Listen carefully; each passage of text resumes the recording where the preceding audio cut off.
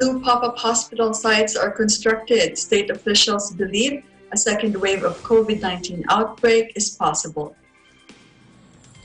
Don Omar Cuevas, Little Rock, Arkansas. Arkansas governor announces that every school in the state will be closed for the remainder of the school year. Frendel Fejeran, Seattle, Washington. Washington Governor Jay Inslee lays out his vision for the state's eventual return back to public life amid COVID-19. Ashley Joy Capistrano, Oxnard, California. Los Angeles County continues to lead in the number of COVID-19 cases in California. Plus, a conversation with Jaina Palasigi, Chief Promotion Officer of Choose Well San Diego, about protecting residents and employees of nursing homes and residential care facilities against COVID-19. And today we'll learn how to make churros with chocolate dip. But first, an overview of how the world looks now. According to the Coronavirus Resource Center of Johns Hopkins University and Medicine, as of 5 p.m. Eastern Time, April 21, 2020, the number of cases of COVID-19 reported worldwide is now more than 2,600,000. This includes more than 800,000 in the U.S. and more than 39,000 in Canada. Sadly, this virus has claimed more than 180,000 lives worldwide. This number includes more than 45,000 deaths in the U.S. and close to 2,000 in Canada. Our coverage begins now.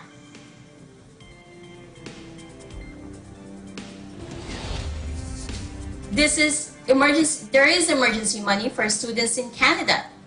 Eagle News correspondent Thomas Likeness in Edmonton, Alberta has the story. Good evening, Mila. Prime Minister Justin Trudeau this morning unlocked the government vault and he hauled out $9 billion. This money to help students make it through the next few months. Now, Trudeau says the money will go to a monthly cash benefit.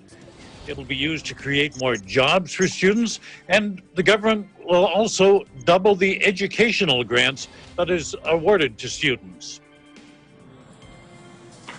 COVID-19 has meant that there aren't as many jobs out there for students.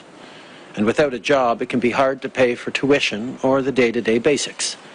You might normally have turned to your parents for help, but right now mom and dad are stretched too. And even if monthly bills aren't the concern, you may have been counting on the summer job for next year's tuition or to get the right experience for your career. As young people, what you're going through matters, and we want to make sure that you'll be okay. So today, I'm announcing our plan to support students right across the country. We're launching the Canada Emergency Student Benefit to provide immediate help. At the same time, we will create new student jobs and double student grants, among other things. All of these measures will add up to approximately $9 billion for students. Now, the student benefit goes into effect at the beginning of May. It'll run through until the end of August. Students will receive $1,250 a month. Those taking care of someone else in their home or with a disability will get an extra $500 a month. The benefit will be available to current post-secondary students, those who are planning to go to college or university this fall, and those who graduated in December 2019. On a more somber note, people have been wondering how grieving relatives and friends will say goodbye to the victims of that shooting rampage in Nova Scotia. The COVID-19 pandemic has added to the suffering of the survivors of that deadly tragedy. You see, the social distancing rules in Nova Scotia limit the size of funerals and memorials to just 5 people. And those attending have to be at least 2 meters apart from each other. So to help grieving relatives, a virtual vigil has been planned for Friday, April the 24th. The 2-hour vigil begins at 6 o'clock Eastern Time, and it'll be live streamed on a Facebook page called Colchester Supporting Our Communities. The Facebook group was established to allow people to come together, share their experiences, express their emotions, and a website called www.heartcolchester.ca has been set up, and that lists a number of verified GoFundMe pages to support families of the victims. Prime Minister Justin Trudeau indicated he will be taking part in any virtual vigils. Across Canada, we've passed the 40,000 mark for COVID-19 cases. 1,974 deaths have been reported. Around my city, here's what's happening. Police report they've begun issuing tickets for non-compliance of public health orders. Fines start at about $1,000. So far, just one business, one person have been cited. They aren't giving out any details on those violations. And summer entertainment has pretty much gone by the wayside this year. Most of the events that have been held annually have been canceled. And these are things like street performers, live plays, jazz and folk music events, as well as scores of cultural celebrations. I'm going to miss going to them, but you know, in the interest of remaining healthy so that we can enjoy them in the future, I support and fully understand the cancellations. For all of you, I wish you good health. Take care of others. Take care of yourselves.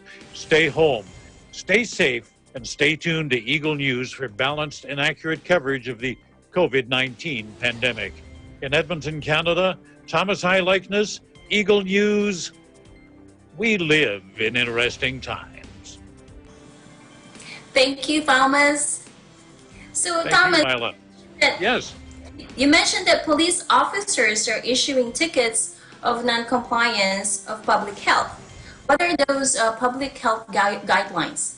Well, the big thing here is closure of non-essential businesses, and I suspect what's happened is one or two small establishments thought they could fly under the radar, and they're just clamping down on that. There have also been hairdressers and hairstylists advertising on Kijiji, and again, that's one of those forbidden things right now, and that's likely the main ones. Most non-essential businesses, I know when I drive around, my job requires me to drive around, so that's why I'm out a lot. I noticed they're pretty much all closed up. We're a pretty compliant culture up here in Canada. There's only a few that are going to gamble and try and skirt around the law.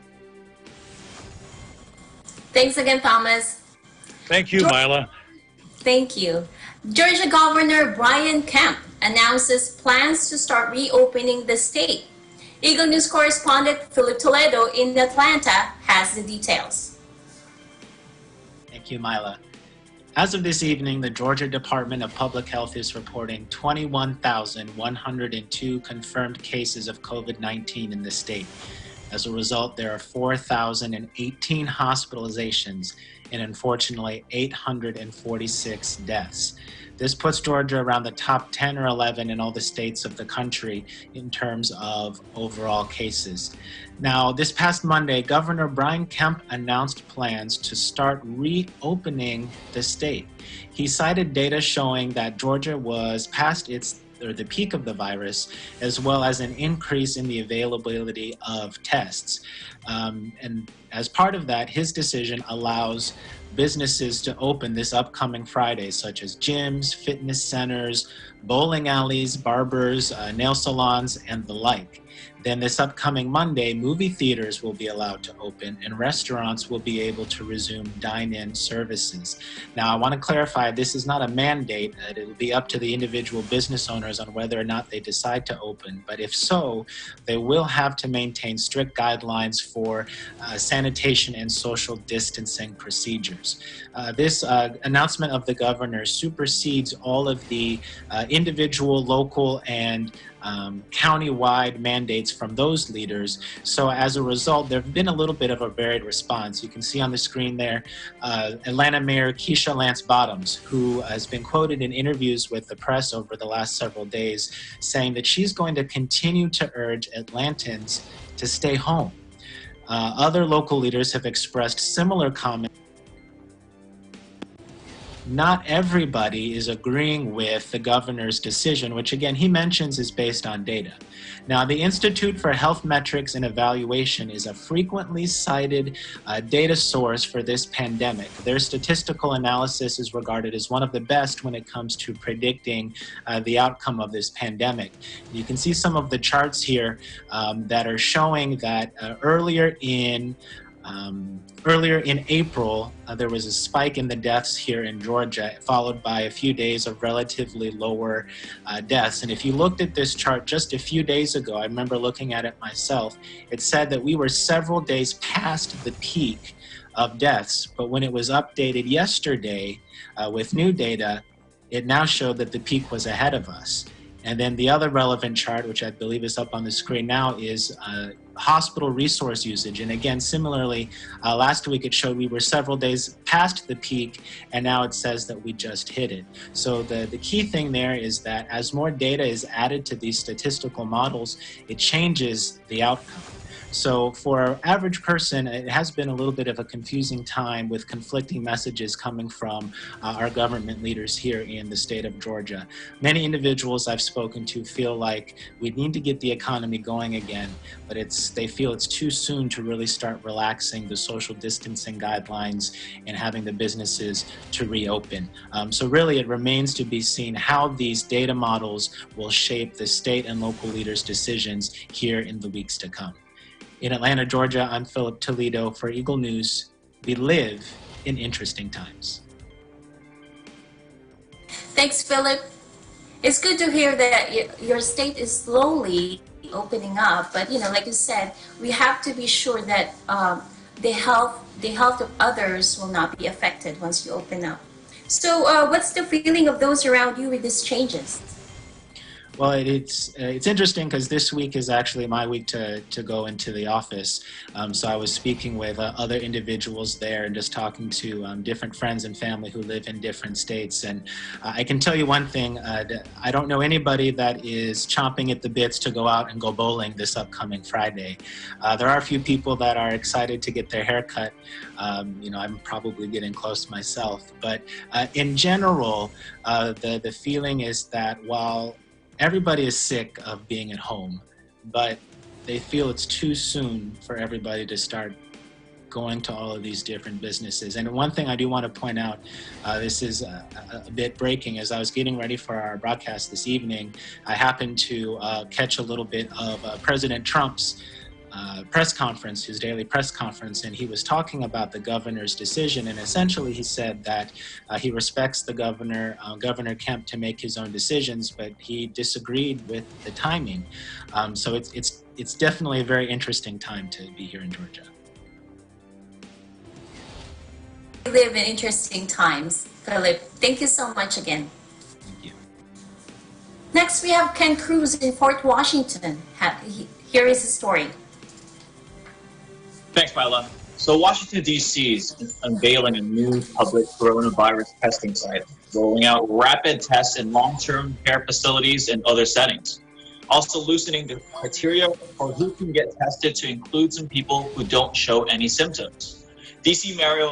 Mayor Muriel Bowser announced the new steps to increase testing capacity in the district during a news conference today. The expanded criteria for who can be tested for COVID-19, which was previously generally only open to people who showed symptoms, is now available for asymptomatic people who have a history of exposure to a known case or are in high-risk groups such as the elderly. So Dr. LaQuandra Nesbitt, director of the DC Department of Health, she said in her review of the data on new coronavirus cases shows that some asymptomatic people, quote, may be continuing to contribute to some of the ongoing transmission that we are seeing in the district, end quote. In Virginia, there have been 11 deaths and dozens of illnesses due to a coronavirus outbreak in Herndon, in a long-term care facility. The first positive test was at Dulles Health and Rehab Center, was reported on March 28th. Since then, there have been 63 positive test results of patients. 19 of those were staff members that tested positive. Virginia authorities have reported 91 outbreaks at long-term care facilities across the state, which have resulted in 78 deaths. In Maryland, the second South Korean airliner packed with medical supplies arrived in BWI Airport this morning. The second shipment contains 5.9 million surgical masks, including 1 million KN95 masks, surgical gowns, face shields, and 1,000 ICU beds. So that's great for the state that I live here in Maryland. As far as the DMV numbers, as of 9 p.m. tonight, the number of known coronavirus cases in the District, Maryland, and Virginia area was 28,295, with 14,888 cases in Maryland, 10,297 in Virginia, and 3,210 in the District.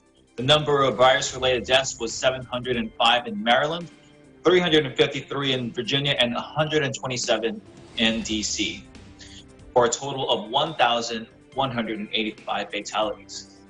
In Fort Washington, Maryland, Ken Cruz, Eagle News. We live in interesting times.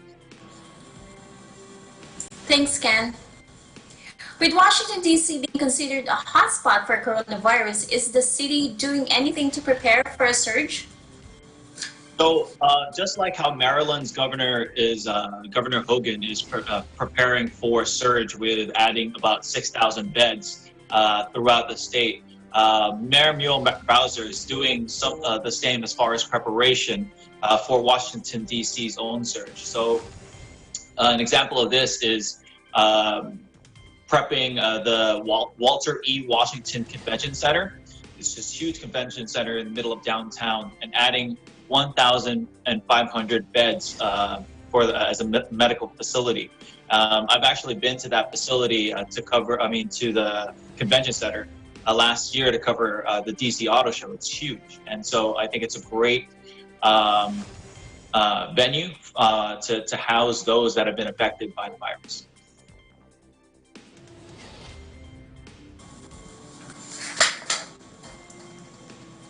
Thanks, Ken.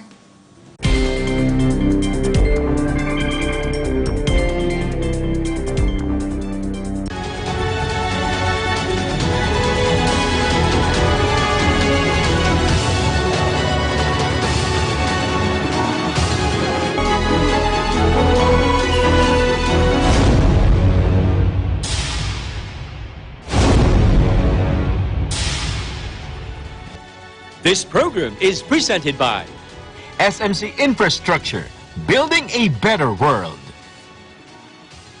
Co-presented by Canrib Corporation, your ventilation and air conditioning specialist. Vita Herbs Philippines Green Coffee, masarap, mabango, at healthy pa. Hubert Industries Incorporated, Trading and Services, the cooling expert. In participation with Rain or Shine Elastomeric Waterproofing Paint, color for protection for your home. Matimco. Matimco is wood. Wood is Matimco. Our Square Variables Incorporated, your trusted UPS supplier and UPS maintenance provider in Luzon, Visayas, and Mindanao. CompuZell Computer Services, ID card and lanyard manufacturer, DN Steel, EMAT UPVC Roof Corporation. The successful development of TPLEX, or Tarlac-Pangasinan-La Union Expressway in 2009, a 4-lane toll road that extends from Tarlac City to Rosario, La Union, with an additional approved extension of 56 kilometers all the way to San Juan, La Union. This is expected to reduce travel time to Baguio and other provinces in northern Luzon. Realizing the vision of creating a better world for Filipinos fueled the team's focus.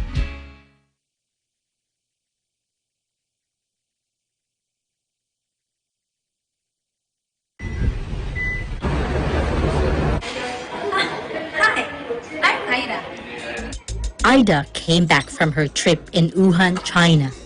She is a positive carrier of the coronavirus. Hi, I'm Lorna. Lorna is Ida's cousin.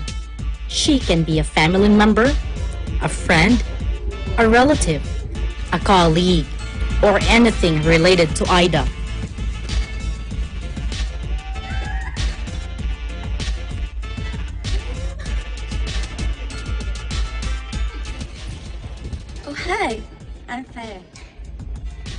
Fe is not related to Ida. They don't know each other.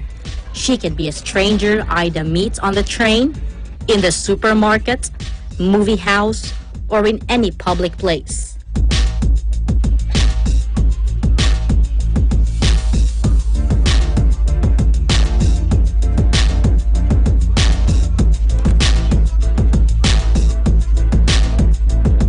Now, Ida is in the hospital and is being treated, and Lorna is placed in quarantine. Ida doesn't know Fe, Lorna doesn't know Fe, and Fe doesn't even know anything. Hi, I'm Innocencio. Innocencio has no contact with any virus carrier. But if he goes out,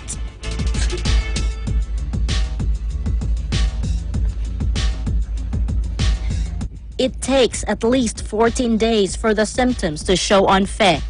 This is the purpose of a community quarantine or lockdown, to give time for the healthcare professionals to find Fe and all those she had close contact with, and to keep Innocencio from contracting the virus. Let's stop the spread of the COVID-19. We salute all our frontliners and healthcare workers.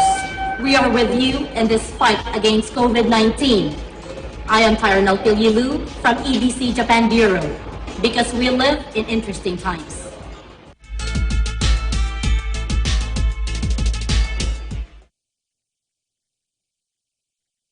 COVID-19 is an infectious disease caused by a new coronavirus introduced to humans for the first time. It is spread from person to person, mainly through the droplets produced when an infected person speaks, coughs, or sneezes. These droplets can land in the mouths or noses of people who are nearby. These droplets are too heavy to travel far in the air. They only travel approximately 1 meter and quickly settle on surfaces. This is the reason person-to-person spread is happening mainly between close contacts. The exact time that the virus can survive on surfaces is not yet known. So it is wise to clean surfaces regularly, particularly in the vicinity of people infected with COVID-19. Hands touch many surfaces, which can be contaminated with the virus. You should therefore avoid touching your eyes, nose, or mouth, since contaminated hands can transfer the virus from the surface to yourself. When coughing or sneezing, cover your mouth and nose with the bend of your elbow or use a disposable tissue. If a tissue is used, discard it immediately into a closed bin. The most effective way to prevent the spread of the new coronavirus is to clean your hands frequently with an alcohol-based hand rub or soap and water. This will eliminate the virus if it is on your hands. Stay healthy and prevent the spread of COVID-19. Hello, my name is Robin and I'm 5 years old. My mom and dad said many people are getting sick. That is why we have to stay at home. That is why I cannot go to school. I cannot play outside. And I cannot even visit my friends. We can only go outside if we visit the doctor. Or if we need to buy some food. And when we get home, we have to wash our hands. While I'm at home, I do my homework, clean up my toys, help cooking our food, and help my parents with their work. Please stay home so we can all play together again. Bye!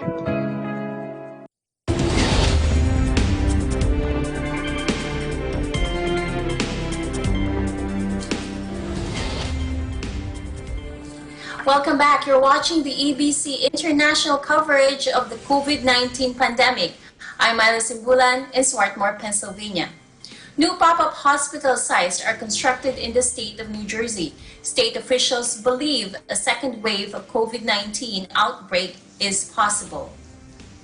In Cicloville, May Ann Manzano Guarzon has the details. Thank you, Myla. Starting first with the latest numbers of New Jersey's COVID-19 related cases as of April 22nd. Total number of New Jerseyans tested positive, 95,865. New cases reported today, 3,551. New deaths is 314, and New Jersey's total fatalities is 5,063. Number of cases recovered or discharged is 745. Governor Murphy reminded once again in his daily COVID-19 briefing that New Jerseyans must keep their strong social distancing policies in place, and that this will continue to be the case for the next several weeks. Now on to the headline. According to the official website of the state of New Jersey, pop-up hospital sites in Essex and Bergen County were quickly constructed to help ensure the state has enough space for the influx of patients from the coronavirus pandemic. New Jersey Governor Phil Murphy on Wednesday morning visited what was once a partially closed wing of East Orange General Hospital that now has been outfitted with 250 beds. He then visited a one-time gymnasium at Newbridge Medical Center in Paramus that has been transformed into a 30-bed facility. There will also be a 100-bed tent facility at the site. Officials said East Orange is set to open around May 5, and the gym site at New Brunswick will open Monday, with a temporary opening on April 29. The U.S.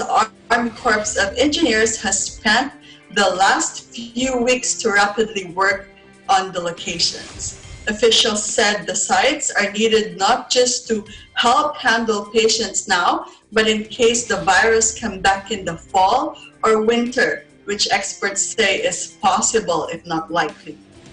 Murphy told reporters that the state needs to prepare for a second wave, including beefing up testing with help from the federal government. We've got to be prepared yet. We're not there yet, but this is a huge step in that direction, said Murphy. Meanwhile, the site at Newbridge, New Jersey's largest hospital, has long been a gym, but workers converted it, adding a new air and HVAC systems, new flooring, and the nursing station.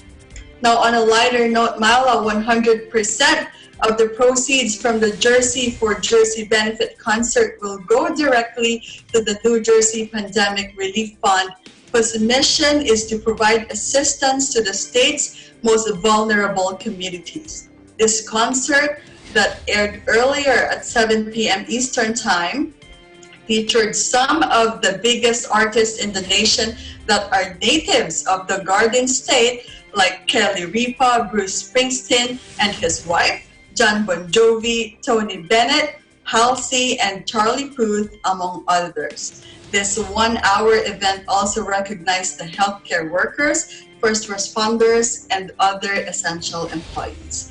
In Sicklerville, New Jersey, May and Manzano Garzon, Eagle News. We live in interesting times. Thanks, Mayan. So who will be the focus of these acute care facilities? Yes, Myla, these acute care hospitals will focus solely on those individuals, those patients in need of the most critical care. These sites are very important in easing the burden on the hospitals around the state of New Jersey. Myla? Are there any more care facilities that will be open in case the influx happen again? Yes, Myla, according to Governor Murphy in his daily briefing for COVID-19 cases to this morning, the state officials are also working on reopening hospitals in Woodbury and Plainfield. And according to the State Health Commissioner, Judy Percy Kelly, it's ready to go at a moment's notice and is in a very good shape. She also said that the state has beds in reserve. Myla? That's good to hear, Mayan. Thank you so much. Arkansas Governor Asa announces every school in the state will be closed for the remainder of the 2019-2020 academic year. Eagle News correspondent Don Omar Cuevas in Little Rock has the story. Thanks, Marla. COVID-19 cases have suddenly shot up in Arkansas, having over 300 new cases from Monday to Tuesday. The total number of cases is now at 2,227 as of yesterday, with 809 recoveries and 43 deaths. According to the Arkansas Secretary of Health, Dr. Nate Smith, a large number of these 304 new cases of COVID-19 in Arkansas were found in the Cummins Unit Prison. As of now, 38% of all of Arkansas's cases are in this prison. Earlier this month, it was announced by Governor Asa Hutchinson that every school in Arkansas will be closed for the remainder of the 2019-2020 academic year. Because of this, some high school seniors will be able to graduate early, depending on their grades. And the Arkansas Department of Education encourages school districts to support the seniors as they plan for the years to come. Governor Hutchinson has gathered a group of representatives from medical organizations, such as the Arkansas Department of Health, the University of Arkansas for Medical Sciences, and Baptist Health to create the governor's COVID-19 testing working group dedicated to expanding the efficiency of COVID testing. As always, the governor is encouraging healthy behaviors such as good hand hygiene, covering your coughs, staying at home if you are sick, and of course, social distancing. Coming from Little Rock, Arkansas, Don Omar Cuevas, Eagle News. We live in interesting times. Thanks, Don Omar. So I'm just curious, are you still in school?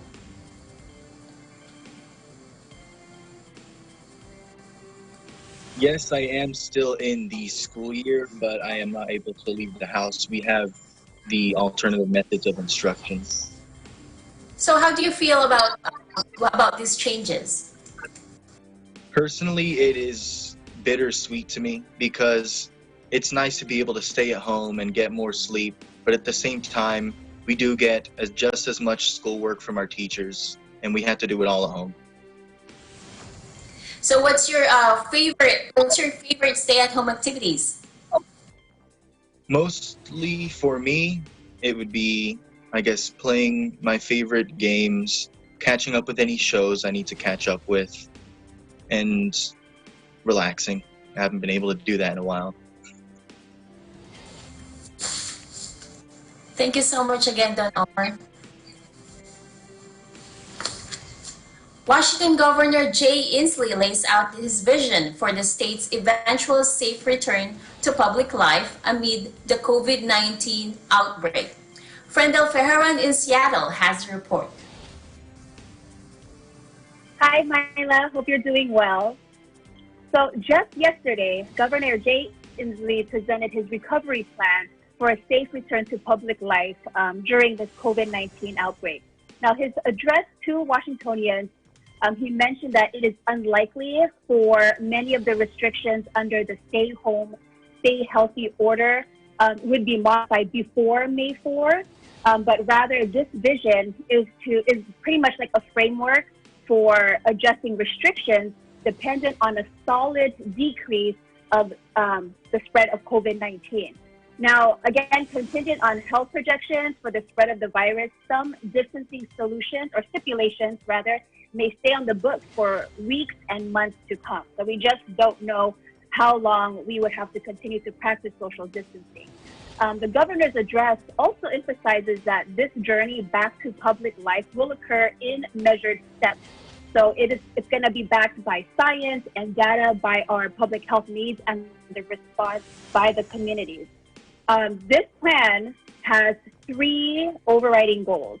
And so goal number 1 is it begins with a widely available testing for those who have contracted COVID-19, tracing for those who have come into close contact with COVID-19 positive people, and isolation or quarantine for individuals who transmit the virus. Now, the thing that is stopping us from pursuing this plan is the amount of tests that we actually have access to. So for this plan to be effective, we would need to take 20 to 30,000 tests, and currently we're only able to do 4,000. So just the other day, Governor Inslee did write a letter to the Vice President asking that there be an established national testing system. Now, goal number 2 is to facilitate a safe start and transition to economic recovery. So it all depends on the healthy workforce. The stay home, stay healthy, we'll continue to implement that. And the government is going to provide, the state government is going to provide guidelines so businesses can operate and open safely. And depending, on circumstances, we can pretty much expect that the way businesses will run will be completely different than it used to because of the measures that would need to be taken. So, for example, they're still going to consider that teleworking and other measures will continue to be necessary to keep workers and customers safe. Goal number 3 is to support all people and communities. Now, the COVID-19 outbreak has affected Washingtonians on many different levels. And so we need, for example, a safe return to public life will require increased social and emotional support, food and housing security, educational and child care support, internet infrastructure, and equitable access to services. Now, Governor Inslee said, and I quote, "We need to reckon with the reality that this disparities in our communities mean not every family can recover as quickly as others. Disparities in access have already been exposed in ways not seen in modern times." So it's so necessary for Governor Inslee, and he is planning to do this. He's going to grab or to get community leaders together to work together to provide guidance for safe and sustainable recovery. So he's planning to establish 3 leadership groups to advise on public health, economic recovery, and social support. Governor, I'd like to close this report with another quote from Governor Inslee. I quote, "We are looking forward to making advances against this virus. Only science, data, and informed reasoning can lift us out of this crisis." Now, as we wait, as Washingtonians, and even as a people, we still have to continue to still gain from the day and take and extrapolate all the positives that we could. I had the privilege of interviewing a panel of professionals, and it's pretty remarkable of the positives that they are gaining from spending more time with their spouse and with their family. Let's take a look at this interview. What positive though were you able to extract from the butting of heads because of your opposite personalities? He gives in a lot. I'm trying to collect my thoughts. I do have something to say positively about this. I was able to reevaluate myself, not just as a wife, not just as a woman, but as just a person. His weakness is my strength, and my weakness is his strength, and we play it off. And I was actually very thankful about that. And we were having a discussion one night where, again, we don't have kids of our own. And that was one of the discussions that, since this is unfiltered anyway, that was one of the discussions that we never had a time to talk about, because we just didn't have that opportunity. And if this is why this is happening, it's giving us this time to discuss our future. Yeah. And that's the pro that I'm getting out of this, because now we can actually look at our, discuss us. Mm-hmm. Instead of him, hey, how are you doing your work? Hey, how are you, how's the children? It's now, how are we together? I love him more than before. I think I love him more than before, because now I was able to reevaluate myself and why God chose me to be with him and him with me. So as you can see, while we wait for, our normal life to come, even though we are anticipating that life is no longer going to be normal because of the different measures that we will have to practice, we have to take from the day, because there are a lot of positives that we can gain from, if not with our work, but with those that are around us, like our family. From Seattle, Washington, friends of the Heron, Eagle News, we live in interesting times. Thanks, Brenda. That's really an interesting discussion. I hope we'll see more of that. Frendel, what kind of guidelines would there be so businesses could operate? So the different guidelines that they would have to follow, well, one, they will be reopening in phases. They have to maintain rigorous cleaning, they have to use protective equipment. They have to practice physical distancing. They would have to start screening, and if needed, for the employees teleworking. So there's a lot that needs to be implemented, and we are anticipating that Washingtonians will continue to comply for the safety of everyone. I agree. Once we reopen, it's a totally different things out there that we're going to see. So from your interview or your discussion with the panel of professionals that are spending more time at home, what are other positives that were discussed?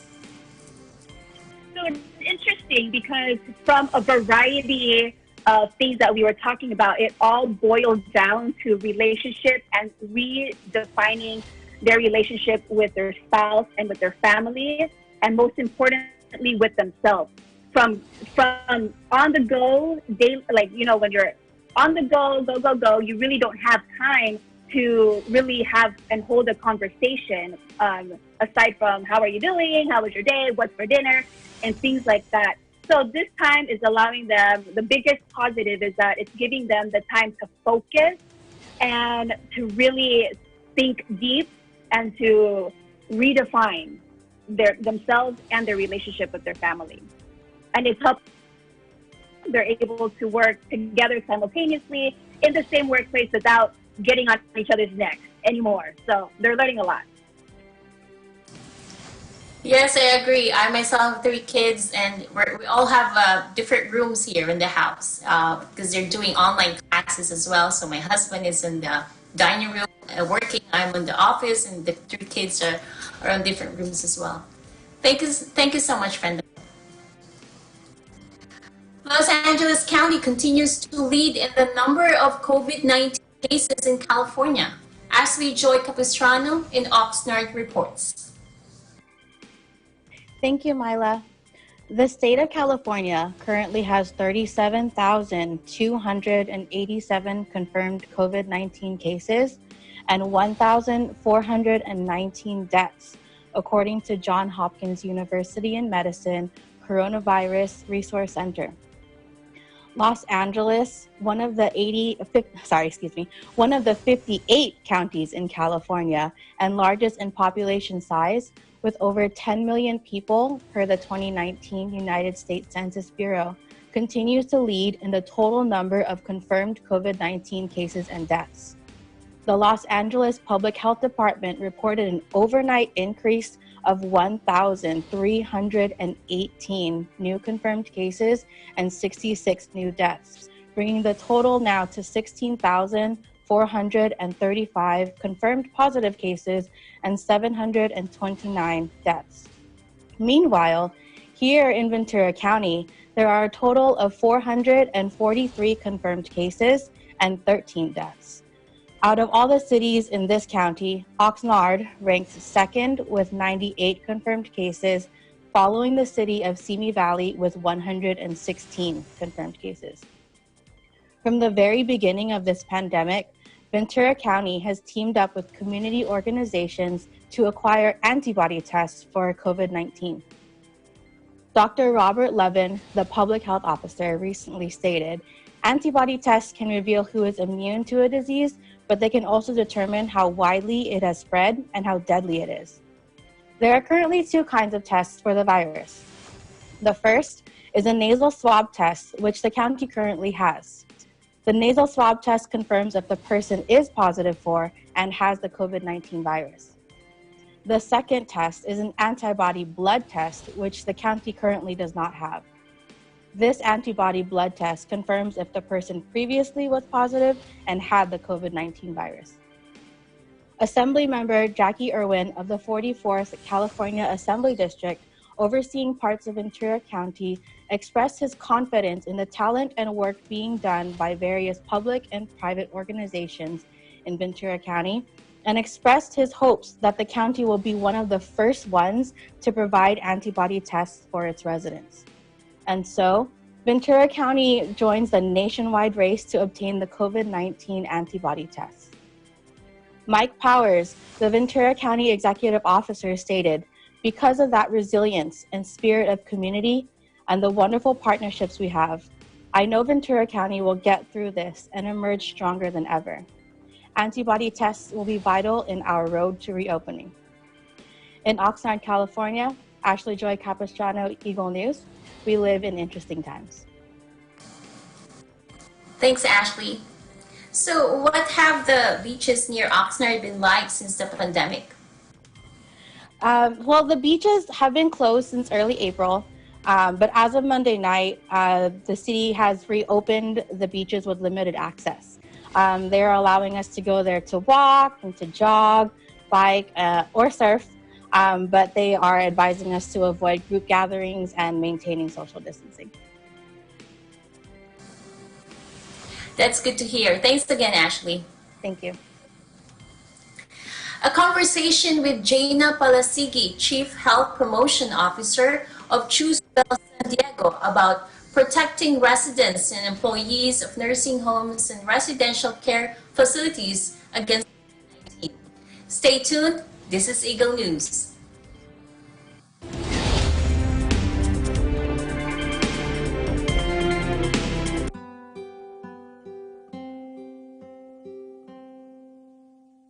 Batid ko po at nating lahat ang suliraning dinadanas po ngayon ng buong mundo.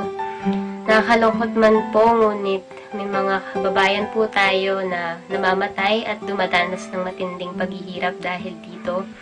Ngunit huwag po sana tayong mawalan ng pag-asa dahil isa lamang po itong pagsubok na kapag po nagtulong-tulong tayo ay malalagpasan din po natin.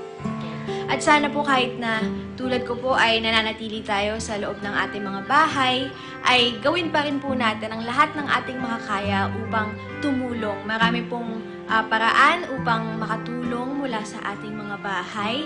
Meron na pong mga online donations, meron pong mga iba pang paraan ng pagtulong. Lalo na po para sa ating frontliners. Maraming salamat po sa lahat ng mga nagbubuwis ng kanilang mga buhay araw-araw para po sa ating kapakanan.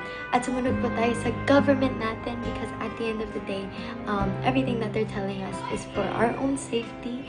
At higit po sa lahat, make sure to pray for everyone, pray for everything that is going on right now. What is important is to hold on to things, for us to stay more positive, for us to be more strong, not only physically but also mentally. Spend time with our loved ones, with our families, and let's all trust God. Continue to be loyal to Him, always be more prayerful, and stay positive, stay safe and well, and God is all with us. Stay positive pa rin po ang paningin natin sa buhay, at stay healthy, stay at home. Higit sa lahat, wag po natin kakalimutan ng manalangin sa ating Panginoong Diyos dahil ayun po ang sagot sa lahat po ng problema. So, mag-ingat po tayong lahat, and God bless. So maraming salamat pong muli sa mga frontliners at sa lahat po ng mga gumagawa ng lahat ng kanilang mga kaya upang makatulong. God bless you all.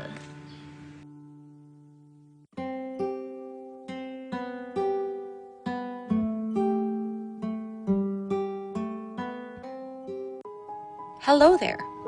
Imagine Dami got the virus, and she infected 2 more, and those 2 infected a lot more of people. And it goes on and on until it became an epidemic. But what if Dami stayed at home? Then those 2 wouldn't have contracted the virus. then those people would have not been infected. This is not just your battle, it's everyone's, and you can be a huge help. Follow social distancing, or better yet, stay at home.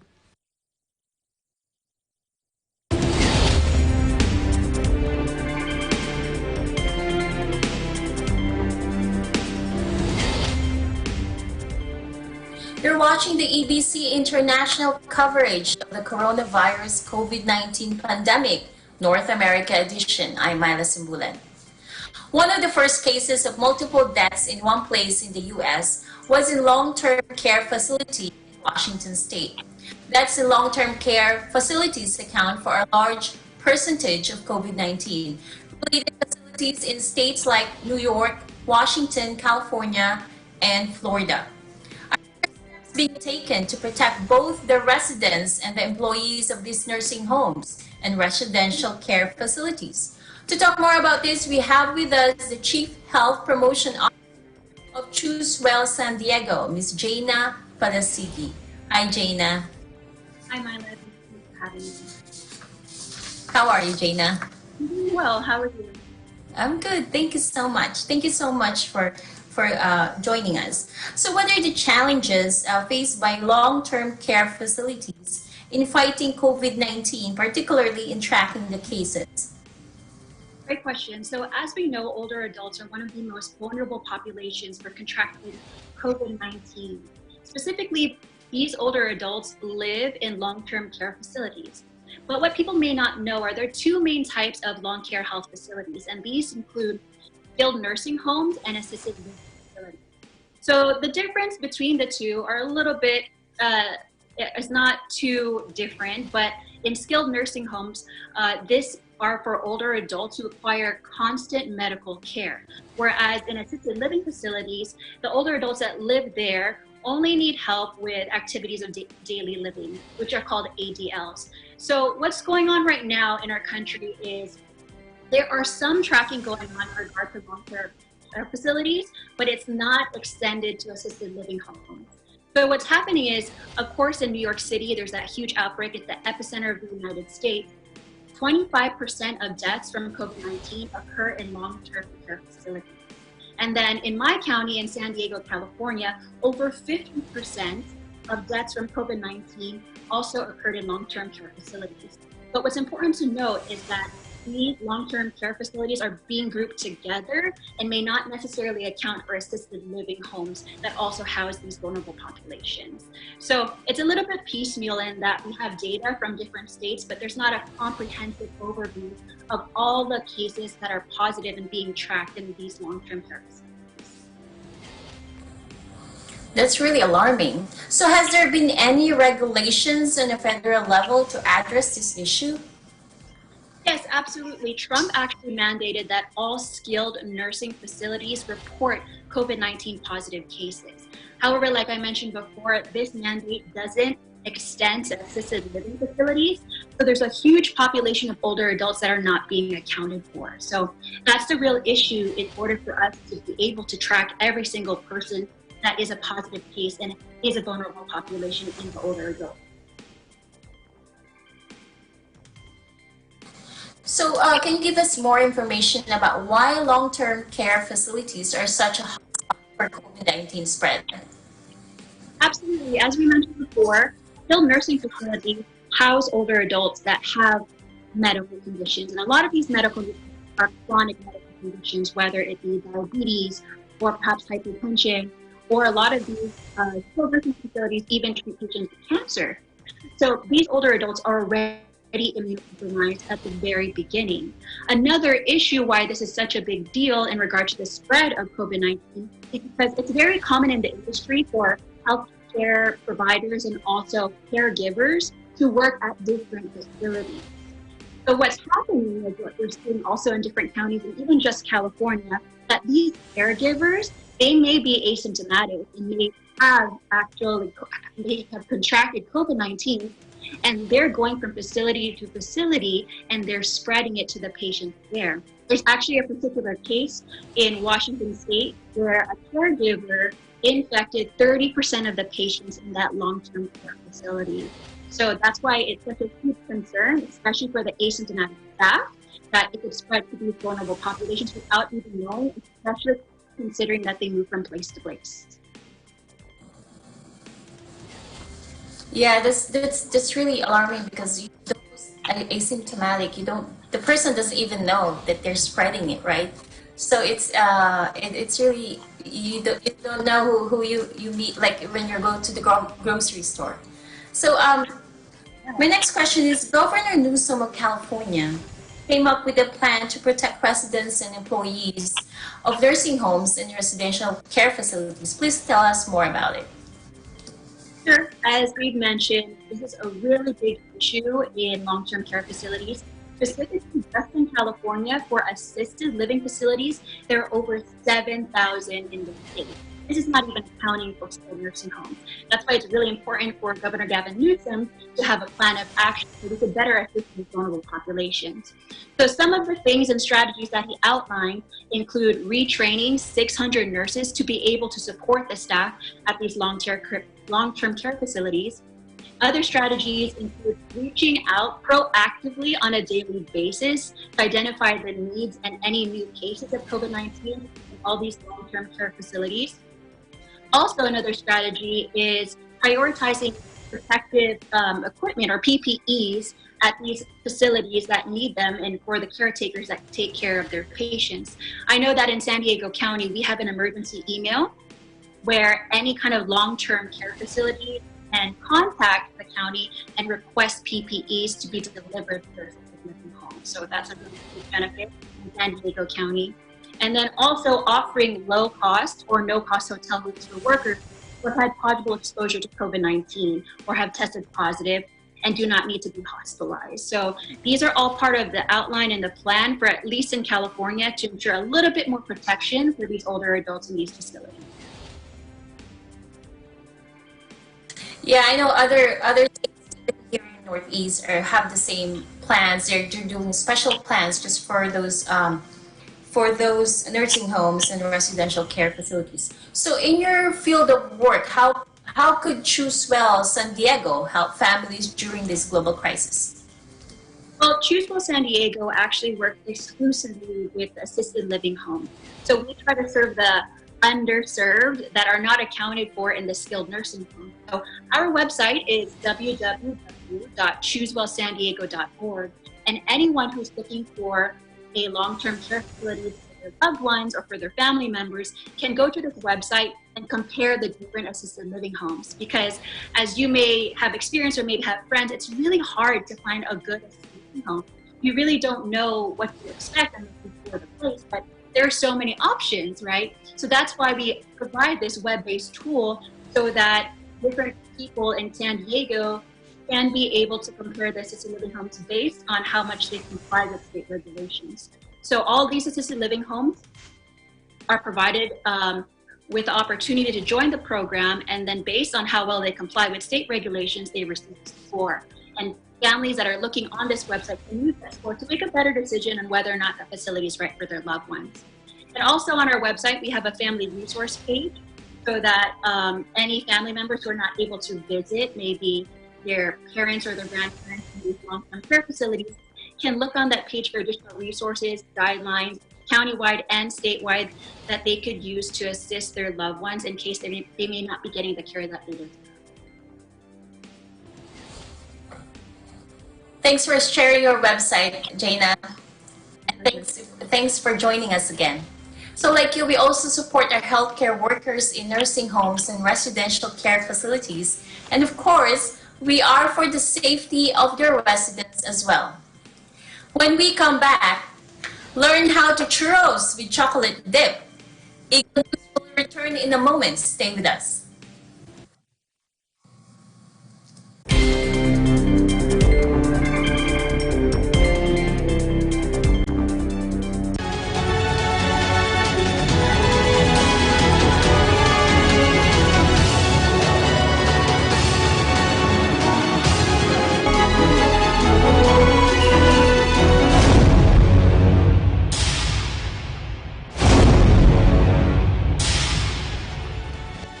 This program is presented by SMC Infrastructure, building a better world.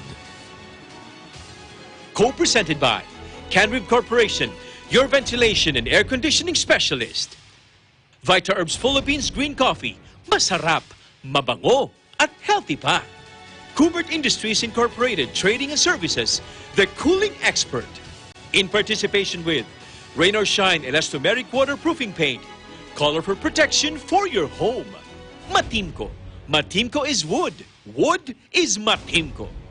R Square Variables Incorporated, your trusted UPS supplier and UPS maintenance provider in Luzon, Visayas, and Mindanao. CompuZell Computer Services, ID card and lanyard manufacturer, DN Steel, EMAC UPVC Roof Corporation. Star Tollway is a 41.9-kilometer highway that stretches out from Santo Tomas, Batangas, all the way to Batangas City.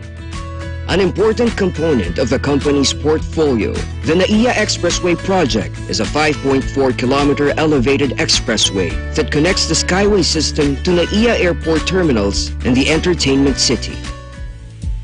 SMC Infrastructure's ventures also include other projects aside from the toll road business.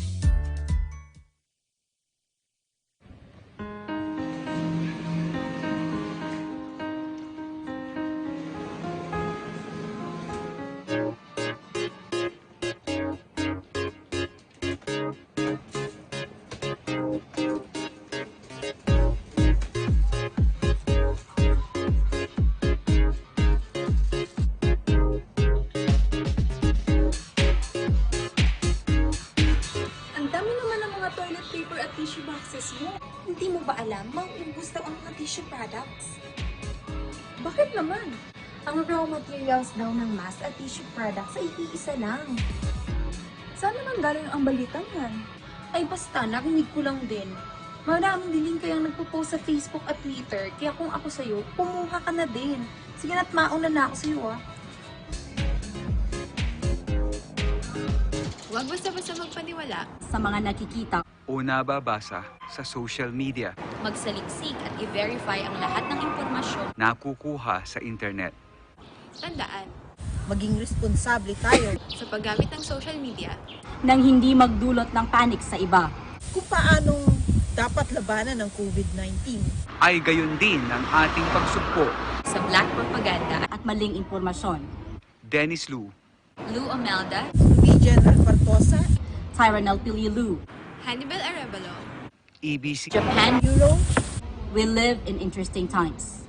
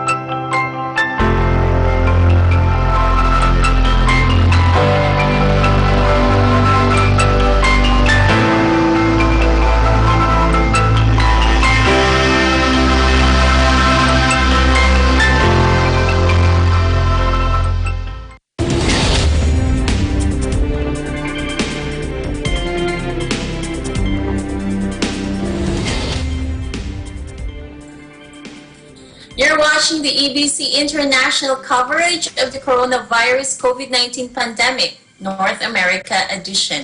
Myra Simbulan in Swarthmore, Pennsylvania. Inviting us to our kitchen today is Gia Ganuela of San Antonio, Texas.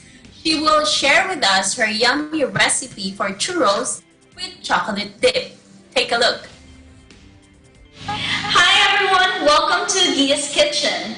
I am Gia Ganuelas Roldan from San Antonio, Texas. And while everyone is staying at home, I'm going to share some quick and easy recipe called churro with chocolate dip. Let's begin. And before we prepare our ingredients, let's wash our hands first.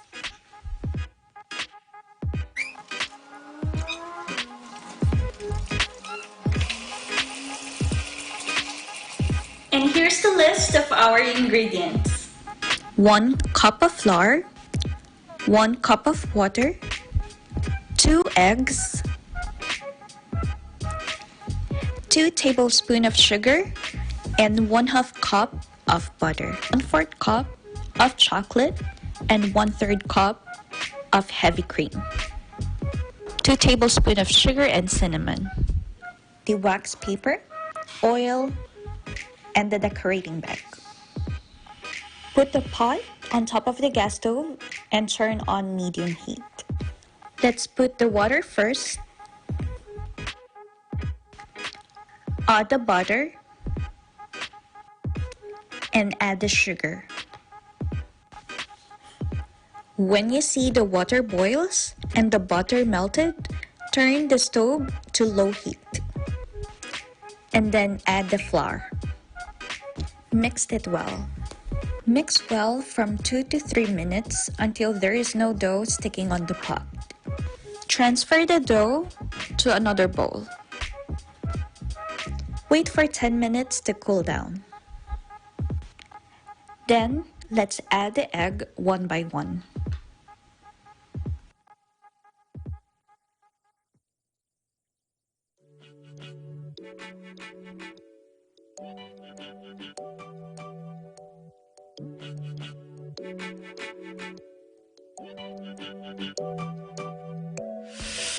Then let's transfer the dough to the decorating bag.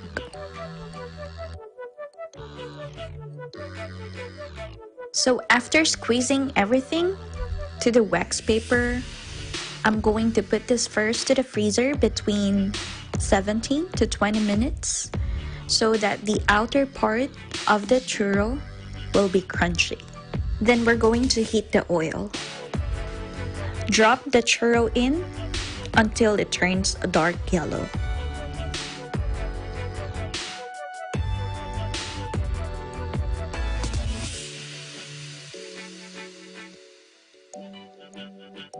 Mix the sugar and the cinnamon. Then we're going to put the churro to the mixture of sugar and cinnamon. So for our chocolate dip, I'm going to mix the chocolate chips and the heavy cream, and then we're going to put this on the microwave for 1 minute.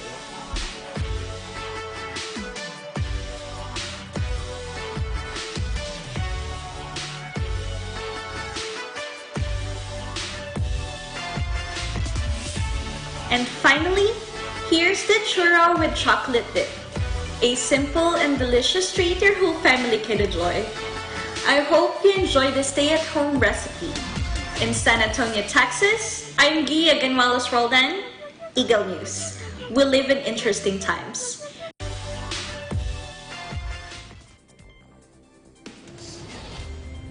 Thanks, Gia. That looks so yummy. My kids would definitely love those.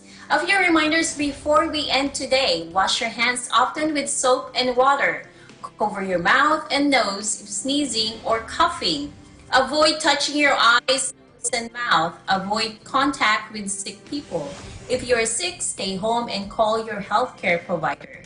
Practice social distancing. Keep distance between yourself and others and avoid crowds. Wear a protective face covering when out in public. Let's continue to thank our frontline and essential workers with a round of applause. We appreciate the frontliners. That is today's EBC International coverage of a coronavirus pandemic North America edition. Thank you for joining us. I'm Myla Simbulan. We live in